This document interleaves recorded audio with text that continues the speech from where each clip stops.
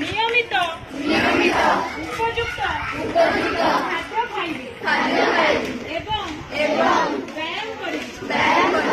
मोर मन शरीर को सुस्वास्थ्य रखिबा चेष्टा करिबी स्वास्थ्य संबंधी सबु नियम पालन करिबी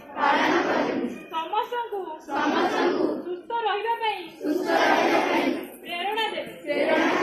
मोर परिवार एवं समाज को